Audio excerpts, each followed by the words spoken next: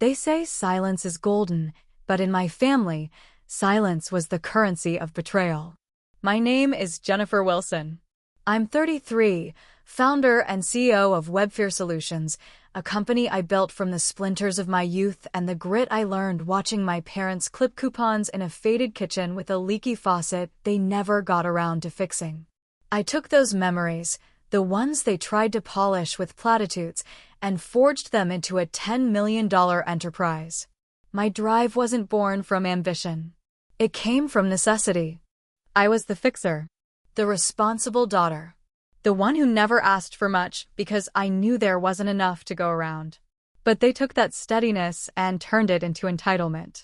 I remember the night it happened, how clear the stars were as I walked the few blocks from my downtown loft to my parents' modest home for Sunday dinner.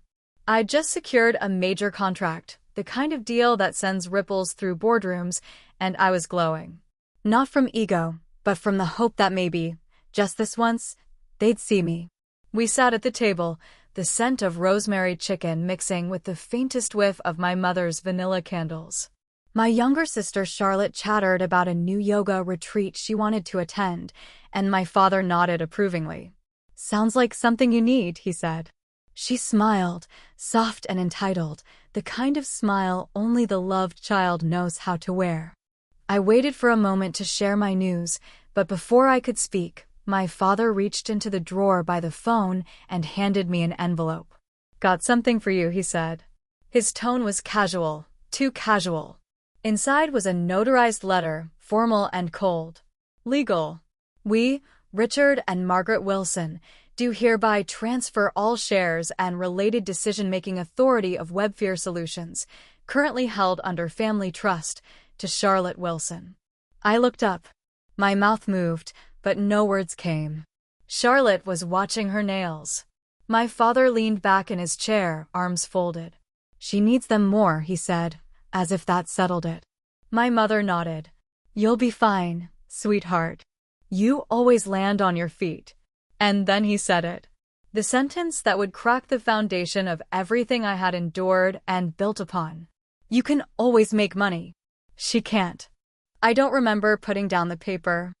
I don't remember what happened to the meal, if anyone even ate. I just remember standing, slow, deliberate, and staring at them. "Really?" I said. Just that one word. No pleading. No justifications. No anger. Just clarity. That night, I went home and began the process of liquidating every personal investment tied to the family trust. By dawn, the accounts were empty. They had no idea what that one word really had unlocked, because I hadn't just built a company. I had built contingency plans. Quiet alliances. I dotted every I, crossed every T, and mapped every backdoor in the system. WebFear wasn't just mine, it was me. And they had just tried to erase me. But this story? This isn't about vengeance. It's about awakening. Because what followed wasn't destruction, it was reconstruction. I spent the first 10 years of my adult life mistaking loyalty for love. Loyalty had me sending money home every month during the early startup days, even when I was rationing groceries and crashing on a beanbag in my first office. Love, I believed, was what my parents felt when they called every Sunday to ask if I was eating well, never mind that the calls always ended with a veiled request for financial help. Loyalty had me co-signing loans I would later have to repay alone. Love should have protected me from becoming the family's silent ATM. But in our house, love came with strings, and Charlotte was always the one tangled in them delicately, beautifully, like a damsel in a fairy tale. She struggled. They coddled. She stumbled. They swept the floor clean for her feet. I didn't envy her. Not in the way most might think. I didn't want her life of endless bailouts and make-believe starts. I just wanted them to see me, to acknowledge that I wasn't their safety net, that I had bled for every dollar they so easily dismissed. After the dinner and the document, I didn't call them. I didn't need to. What they didn't know was this: the shares they transferred weren't mine because of some family favor. I had quietly acquired majority control through silent partners and long-term stock options spread across subsidiary entities. The trust held a fraction, symbolic, a gesture I once thought was sweet. Now I saw it for what it was, a leash. I spent that week in silence, reviewing the contracts, checking every legal blind spot. The shares they handed to Charlotte? They granted her a gilded throne with no real kingdom. She could wear the title. She couldn't move a penny without majority board approval. And I was the board. But I didn't correct them. Not yet. Instead, I watched. Charlotte posted on social media that she was now an executive shareholder in Webfir. Her bio changed. Messages poured in from her circle, congratulations, celebratory emojis, backhanded compliments about how it was about time she had something of her own. And still, I said nothing. My lawyer, Terrence, called me late that Friday. They really tried to steal your company, he said, his voice low and furious. But they didn't check the new bylaws you pushed through last quarter. Smart move with the voting thresholds. They weren't stealing it, I replied. They were giving it away. He paused. What's your move? I looked out my window at the skyline I used to dream about, that I now owned pieces of. My move, I said. I let her play CEO for a bit. Then I'll ask her to sign a few things. Just enough rope. Terrence was silent. Then he sighed. You sure you want to play it like this? Feels cold.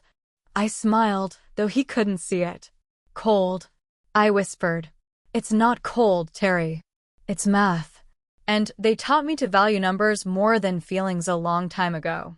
But deep down, it wasn't about revenge. It was about release. Because for the first time in my life, I wasn't trying to prove I belonged. I was letting go of the illusion that I ever truly did. Growing up in Millfield, the local diner had a sign above the counter that read, "The house always wins." It was meant to be a joke about poker and coffee prices, but I absorbed it like gospel. In my family, the house was my father. And the house didn't just win, it made the rules, moved the goalposts, and smiled while doing it. You're so good with numbers, Jenny, he'd say when I was 12, handing me the monthly bills to reconcile while my friends were at sleepovers. You'll thank me someday. I thought I had. By the time I was 26, I was paying their mortgage. At 28, I financed Charlotte's third failed business idea, a boutique jewelry line that never made it past Instagram mock-ups and a glitter-filled mood board. Now, at 33, the house had tried to deal me out of my own empire. But they forgot something. I didn't play to win anymore. I played to build. And I had built everything. That Monday morning, while Charlotte uploaded a video about empowerment and her new corporate vision, I sat in a conference room at the Four Seasons with two of my most trusted executives. Not employees, executives I had handpicked, mentored, and elevated. They were my tribe, my chosen family. I need a quiet audit, I told them. Internal affairs. Focus on trust-linked accounts and any document that's passed through my parents in the last 6 months. Mara, my CFO, raised an eyebrow. Going after the trust? No, I said, my voice calm. Just making sure it never goes after us again. By Friday, the report was in. 12 instances of misused funds, 7 unauthorized information requests to internal databases, all traced back to Charlotte's new advisor, who happened to be a former college friend of hers with a track record of shady startups. It wasn't personal. It was predictable. I poured a glass of wine that night and reviewed the documents while Nina Simone played low in the background. There's something healing in truth, even when it stings. And the truth was this: Charlotte wasn't malicious. She was entitled. My parents weren't evil. They were just addicted to imbalance. And I was finally done pretending. The next day, I drafted a press release, subtle, elegant, non-confrontational. A quiet announcement about a leadership restructure at Webfir. New roles. New clarity. My name reclaimed, front and center. Charlotte wouldn't be removed, not yet. She'd be redirected. Given a ceremonial role. A sandbox. Somewhere she could do no harm and feel important. I wasn't being cruel. I was giving her exactly what the family had always given me, an illusion. The morning the press release went live, My phone buzzed so violently it nearly slid off my kitchen counter. Charlotte was the first to call, her name blinking furiously against the screen like a siren. I didn't answer. I made eggs. Took my time. Let the silence simmer just long enough to flavor the moment with the weight it deserved. Then I picked up on the fourth call. "Jennifer," she snapped, her voice already trembling. "What the hell is this?" "A clarification," I replied evenly. "You've been promoted." "Congratulations." She sputtered, confused. "Executive Director of Community Relations? That's not— You said I was a shareholder." "You are," I said. "Technically. But not in any way that grants you control. We all have our strengths, Charlotte. You're amazing at connecting with people, creating energy. The public role suits you." It was true, in the same way a ribbon suits a gift box. Decorative. Harmless. "You've made me look like a fool," she hissed. "No," I said softly. "You did that the moment you believed a signature made you a queen." She hung up. Within an hour, my mother called, voice sharp with rehearsed outrage. "What's going on?" "Your sister is in tears. This isn't how we do things in this family." "You're right," I said. "Because usually I stay quiet." She didn't have a response to that. Neither did my father when he called 2 days later and, without preamble, demanded I fix this mess. "Jennifer, your success comes with responsibility." "Responsibility to whom?" I asked. "To people who carved me out of my own story?" He sighed, that long exhale that always came before a lecture. "We did what we thought was best." Charlotte needed help. I finished for him. She's needed help for 30 years. And for 30 years, I've given it. But I'm not her scaffold anymore. There was silence on the other end. I pictured him sitting at the kitchen table, the same one I'd scrubbed clean as a teenager while they discussed Charlotte's dreams over coffee. I thought about what it meant to no longer explain myself. What it meant to no longer need their permission to own my worth. "Dad," I said gently, "I've always respected your rules. But Webfair? That's my house. And in this house, the one who builds it decides who gets to stay." Click. No goodbye. No closure. Just the line going dead, fitting really. Because something had died. Not love, not loyalty, but my need for their validation. And in its place, something better bloomed. Power. Not the kind that screams or bullies. The kind that smiles, nods, and quietly reclaims everything it built. After the calls stopped, the quiet came, not the comforting kind, but the sort that fills a room like fog. It was an absence heavy with implication. No apologies. No explanations. Just the weight of what had been said and what had not. My mother didn't call for a week. My father didn't text once. And Charlotte? She went online. She posted cryptic quotes about betrayal and family, about being pushed out and learning who truly has your back. The likes poured in. The comments swelled with sympathy. I watched her spin her web of wounded pride, each thread a half-truth painted as gospel. She wanted a war of perception. I gave her none. Instead, I focused on the work. Because while my family was busy rewriting the narrative, I was rebuilding the structure. Not the company, that was fine. But the ecosystem around it. The trust. The board. The protections. For years, I'd run Webfair like a fortress of strategy. But now I was designing it as a sanctuary. For people like me, women who'd been the invisible scaffolding of their families, who had built dreams while being fed dust. We launched the Athena Initiative, a mentorship and funding program for female-led startups, quietly funded through my private foundation. No press. No ribbon cuttings. Just real capital, real counsel, and real change. The first group of recipients? 5 women, each with a story that mirrored mine in some way. A sister who stole, a parent who dismissed, a legacy they had to fight to claim. I met them one by one in a quiet loft space we converted into a creative hub. No suits. No formality. Just stories, strategies, and the sacred art of being seen. I listened. And in their voices, I heard echoes of my own. "You don't sound bitter. one of them said to me during our second meeting, eyes wide with wonder. After everything. How? I smiled. A small, tired smile. Because bitterness is heavy, I said. And I'm done carrying things that don't belong to me. I didn't tell them about the sleepless nights, the therapy sessions where I wept like a child over old wounds, or the dreams where my father's voice still lingers like smoke. But I did tell them this. Justice isn't always a courtroom or a comeback. Sometimes it's just walking into a room you built yourself and knowing they can't take it from you. There's a peculiar kind of pain that comes from watching people you love pretend they didn't hurt you. It's not the pain of betrayal. That's sharp, obvious. This is more subtle. It's the ache of invisibility, of being erased while you're still standing in the room. A few weeks after the restructuring, Charlotte threw a party. A wellness mixer, she called it, hosted at a rented rooftop lounge downtown. Candles, kombucha cocktails, ambient music, the kind of curated event that looked perfect on social media but carried no soul in the air.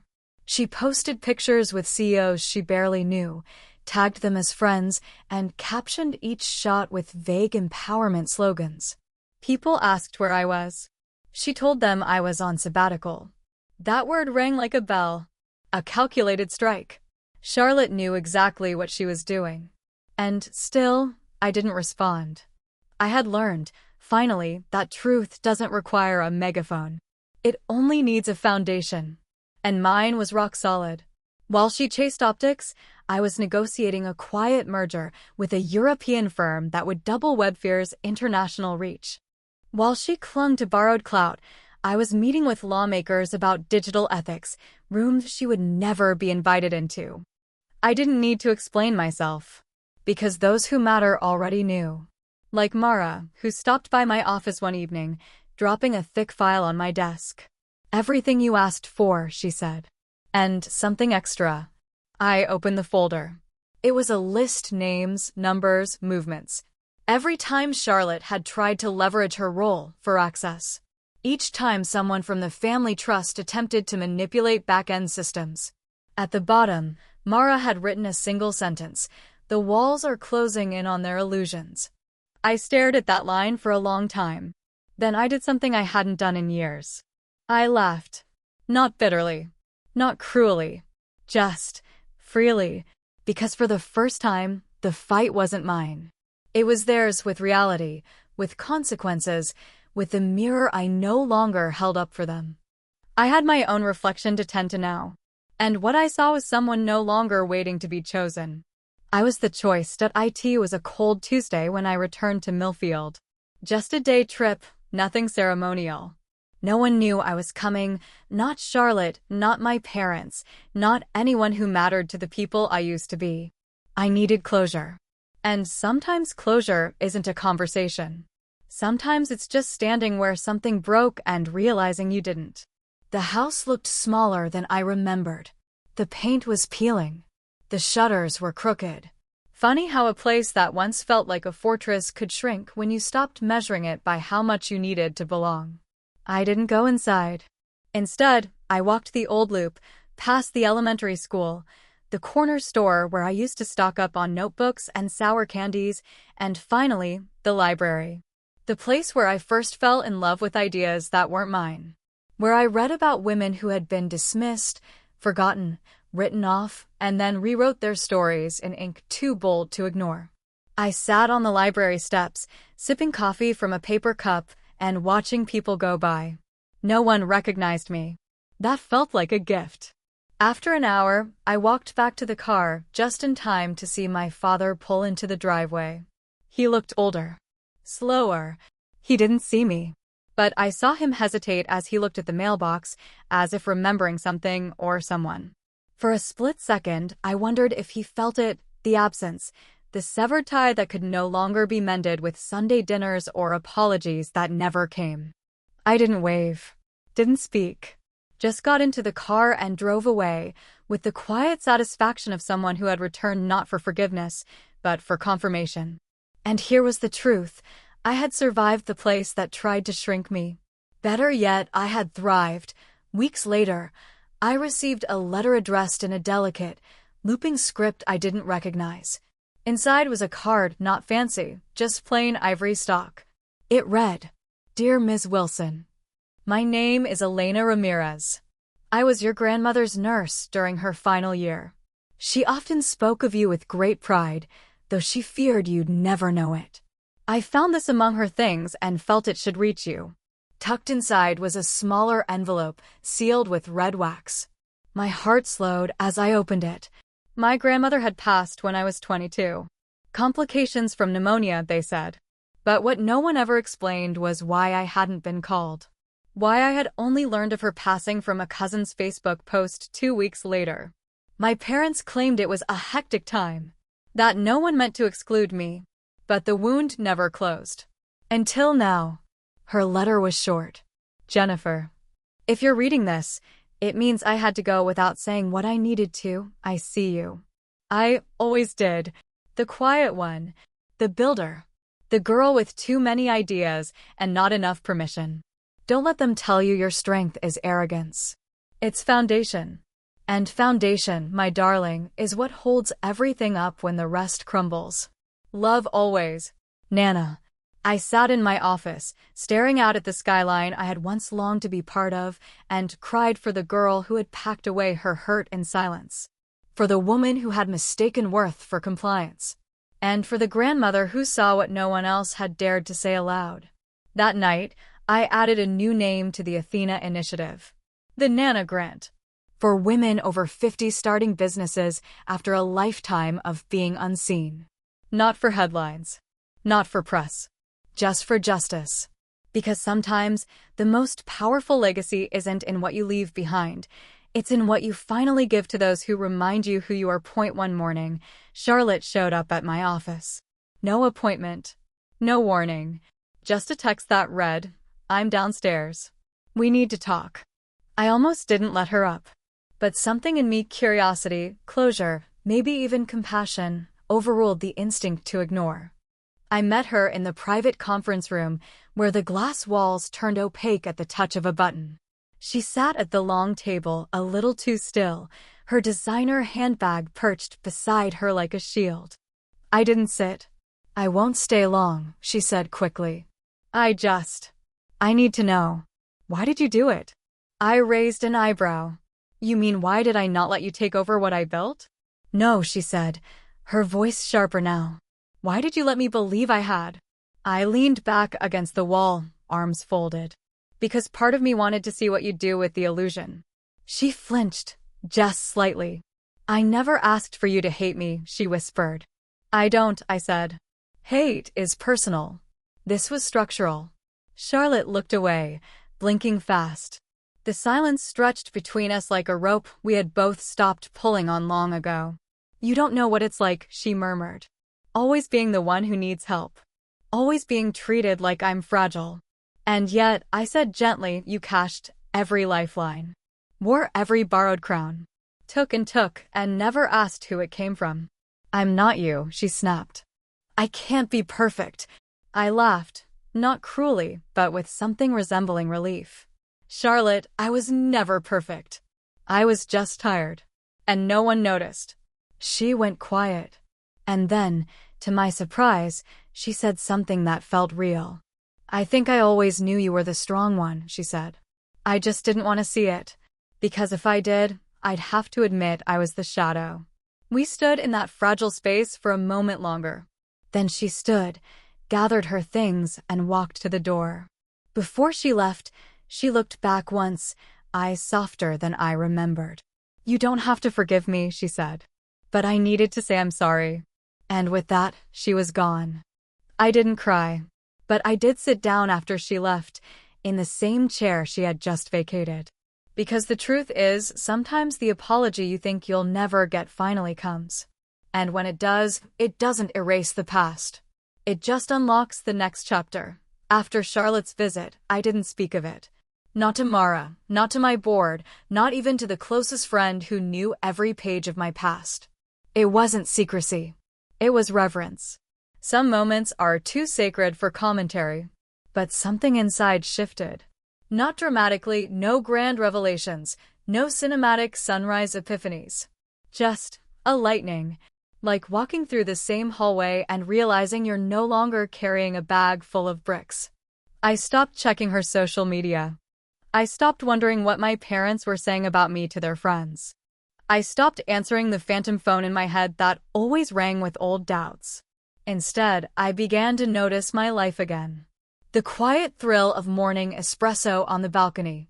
The way my dog, a rescue mutt with crooked ears and endless affection, curled against my feet during late-night reading. The joy of building without fear, of investing in women whose eyes carried the same fire I'd once buried under obligation. And then one afternoon, I visited the building that started it all. Webfair's first office.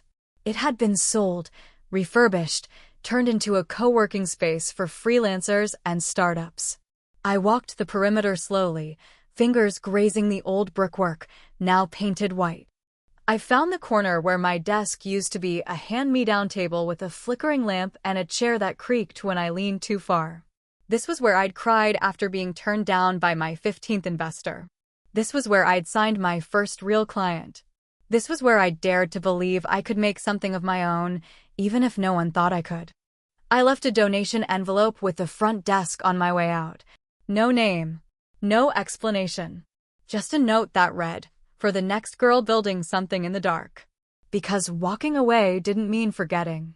It meant remembering without breaking. It meant reclaiming every space they tried to steal, and blessing it on my way out. 6 months after the fallout, I found myself invited to a private dinner hosted by a venture capital firm I had once pitched to and been rejected by.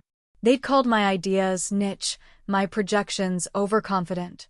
Now they were launching a female founder fellowship and wanted me to be a guest speaker. I almost declined. Not out of bitterness, but because I wasn't sure if going back into those rooms, those old arenas of silence, still served me. But Mara said, sometimes the most powerful thing you can do isn't rise. It's return. So I wore the suit I'd once saved for board meetings I never got to lead.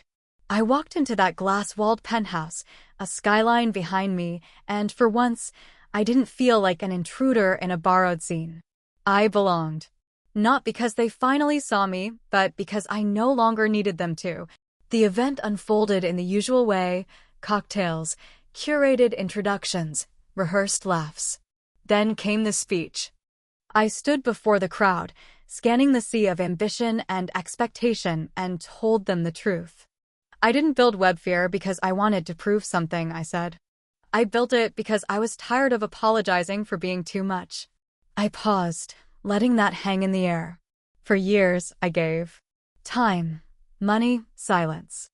I let people believe I was strong because I didn't cry in front of them, because I didn't scream when they stole. But strength isn't quiet suffering. It's choosing to stay whole after they tried to split you in two. A beat. I was told to be grateful, to be humble. But gratitude without recognition is servitude. And humility without boundaries is just a leash. I saw heads nod. Saw the fire catch in a few young eyes, eyes that had probably stared at closed doors, too. I didn't stay long after the applause. I had no interest in congratulations from people who once couldn't see past my ponytail and spreadsheets. But I did speak to a girl named Rena, 23, building an app from her garage, afraid her accent would lose her funding. You remind me of someone, I told her.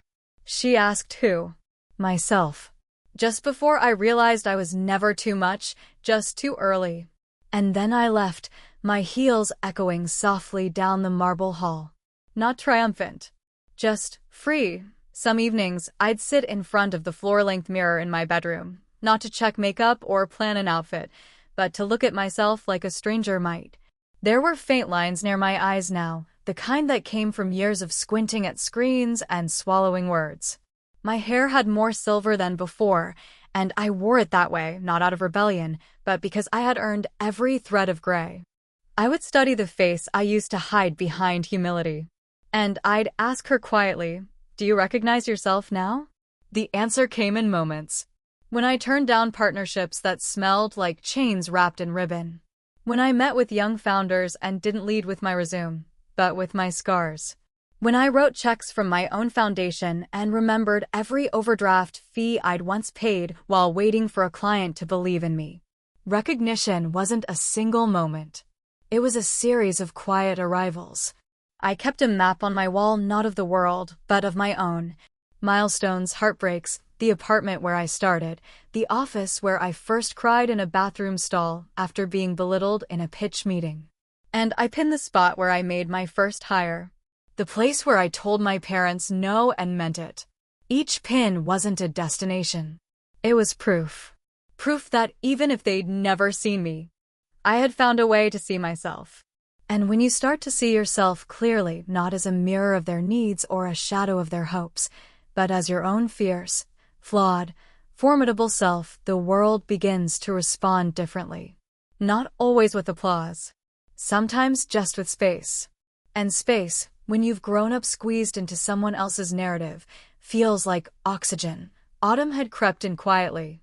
The air smelled of old leaves and change.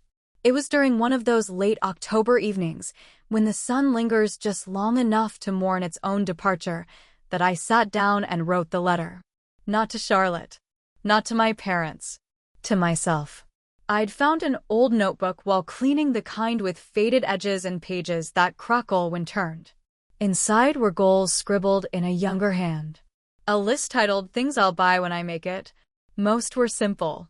A coat that actually keeps me warm. A dishwasher. A plane ticket anywhere. None of them were about power or prestige. Just comfort. Autonomy. Little freedoms I used to dream of while pretending I didn't mind eating cereal for dinner 3 nights in a row. Reading those pages reminded me how far I'd come, not in titles, but in truth. So I wrote her a letter. The girl who scribbled those lines. Dear Jennifer, you didn't need to be perfect. Just honest. And you were. They told you your feelings were too loud, your dreams too big, your voice too sharp. But all that time, they mistook survival for rebellion. You weren't fighting them. You were saving yourself. You gave when you had nothing left to give. And when they still asked for more, you didn't break. You just built elsewhere. I see you now. Not as a disappointment. Not as a burden. Not as the backup plan. But as the plan. And I'm so damn proud of you. I tore the page out and folded it. Placed it in the envelope addressed to myself. And mailed it. Not for drama. Not for symbolism. Just for the quiet act of receiving the love I had longed for, from the only person who had walked every step with me. Me. The holidays came faster than I expected. With them, an invitation. Handwritten. Gold-trimmed. Too formal to be honest. The Wilson Family Holiday Gathering, it read. Hosted by Charlotte and Richard. No mention of me. No title. Just an address I once called home. I stared at it for a full minute. Then I smiled. Not the tight, polite smile I'd worn most of my life, the one that curled under pressure. No, this was something different. Something quieter. Sadder. Free. I didn't go. Instead, I booked a table at my favorite restaurant, the one I used to pass by in my early 20s and whisper someday. I invited 3 women from the Athena Initiative.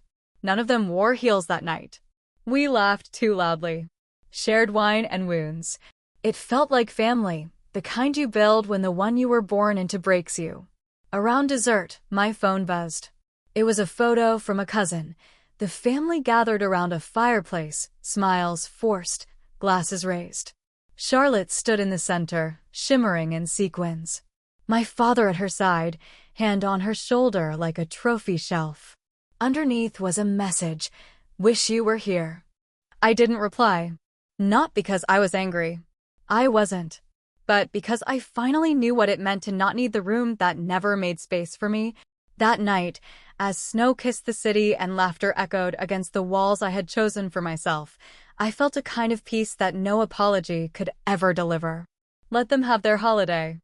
I had reclaimed my everyday in early spring. I planted a garden. Not a metaphorical one, a real, living, blooming patch of earth behind the cottage I'd purchased just outside the city. It wasn't fancy. No landscaper-designed symmetry. Just soil, seed, and silence. I knelt in the dirt and pressed each seed into the ground with care, thinking about the irony. For years, I'd cultivated everyone else's dreams, watered their doubts, pruned their disappointments, harvested their praise. Now, for the first time, I was growing something that asked nothing of me but patience. It was messy, humbling. I forgot to water it for days once and wept over a withered stem like it was a lost child. But the roots held. Somehow, the roots held. That garden taught me more about healing than therapy ever could. Because growth, I learned, doesn't always look like flourishing. Sometimes it looks like enduring, like coming back from frost, like choosing to bloom in soil that never nurtured you. And slowly, things began to change. The cottage filled with the scent of basil and lilac. My hands grew calloused, but they felt stronger than ever. I started writing again, not code or strategy memos, but essays, letters, things that bled. One afternoon, while pruning lavender, I thought of my mother. How she used to hum while folding laundry. How she clipped roses too early, never understanding they needed more time. I didn't cry. Not because I was over it, but because grief, too, can find stillness. I lit a candle for her that night. Not for who she was. For who I wished she'd been. That's the thing about forgiveness. Sometimes it's not an absolution. It's a release. Not for them. For you to, in early May, I received a legal notice. The Wilson family estate, the very one my father guarded like a throne, was being transitioned into a trust. Charlotte had been named executor. I expected nothing, wanted nothing, but the envelope still arrived. Inside, documents, signatures, a formal declaration of intent. They had included me as a beneficiary. I laughed. Not bitterly. Not even with irony. Just with the clarity of someone who finally understands the game and no longer wants the prize. The offer was generous. Money, property, a gesture meant to repair or perhaps to silence. But I saw it for what it was, a script rewrite. A way to say, see? We were always fair, even if fairness had arrived long after its usefulness had expired. I called my lawyer. Decline it, I said. You sure? She asked gently. It's a sizable amount. I know, I replied. But accepting it means playing the part again. The part where they get to say I'm part of the legacy they built. There was a pause on the line. Then she whispered, and you've built your own. Exactly. I wrote a letter that day. Not to them, but to the estate itself. To whom it may concern. You may keep the house built from names I no longer answer to. You may guard the gates I no longer wish to walk through. What you cannot hold is the woman I became outside those walls. I've inherited something far more valuable than marble countertops and curated bloodlines. I've inherited myself. Keep your empire. I'll build a world. I sent it and signed. Because my name no longer needed to echo in their hallways. It already echoed in boardrooms. In gardens. In stories whispered by women who thought they were alone, until they heard mine. It was a Wednesday. Ordinary. Rain-washed. The kind of day where the world feels quieter, more willing to whisper. I was reviewing grant applications in my office, sun slanting through the windows, the scent of bergamot tea steeping nearby, when my phone lit up. Charlotte. I stared at the screen for a long time. Her name, once so tangled with ache, no longer stung.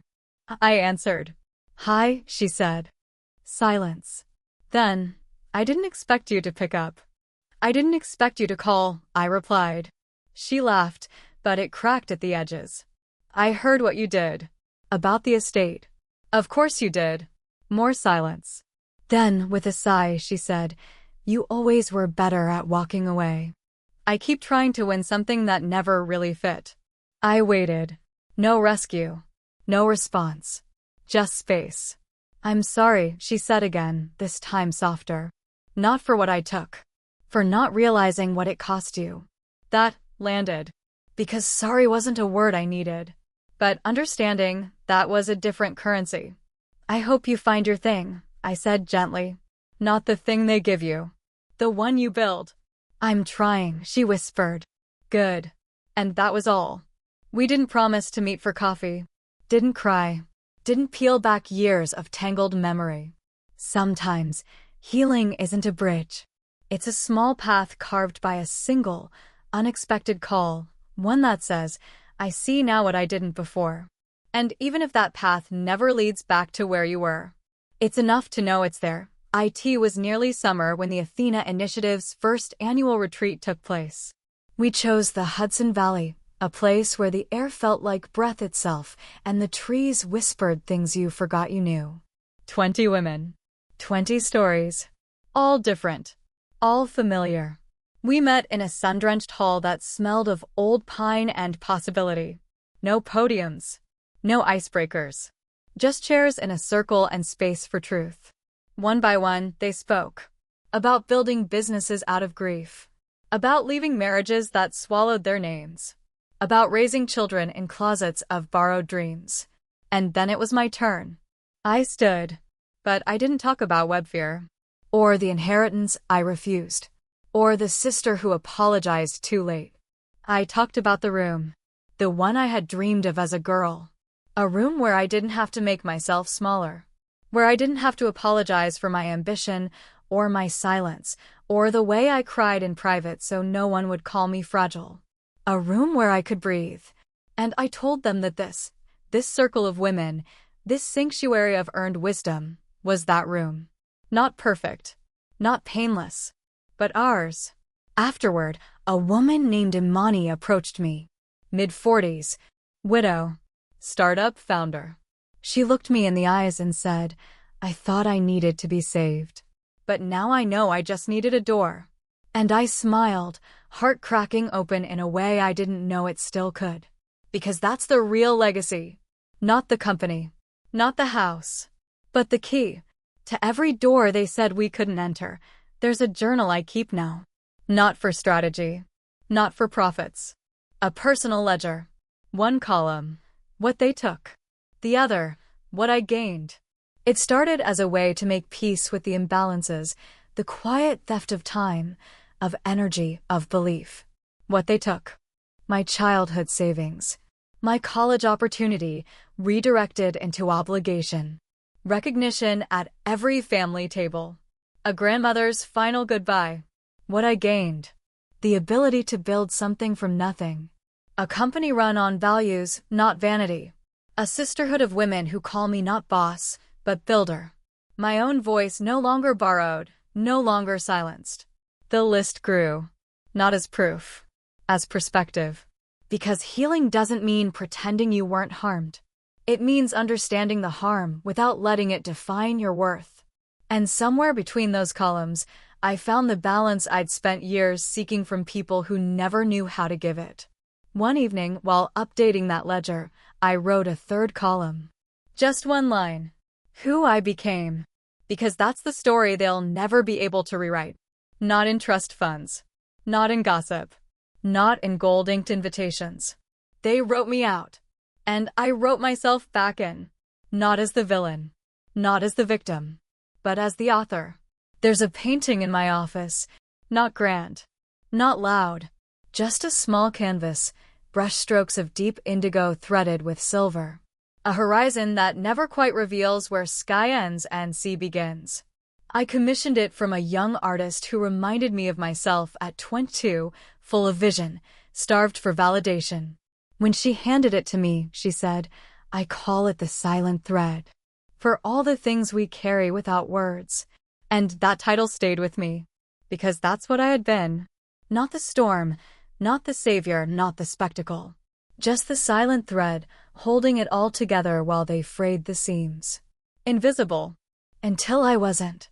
And in that invisibility, I had learned to listen. To the voices of women who had been overlooked. To the moments between applause where the real work happened.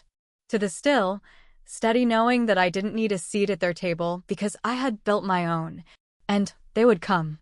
Quietly. In pieces. A father who sent a holiday card 2 years late. A mother who asked about the weather before asking for anything else. A sister who no longer needed to win, just to be seen. And me? I no longer needed their seeing. because I had finally, fully seen myself. So, if you're reading this, if you've ever been the silent thread in your family, your company, your life, I want you to know. You are not forgotten. You are not weak. You are the backbone, the architect, the story that stitches others back together. And when they call you too much, too loud, too cold, remember this. They only say that because you no longer need their warmth to survive. You are the fire now. Burn steady. Burn true.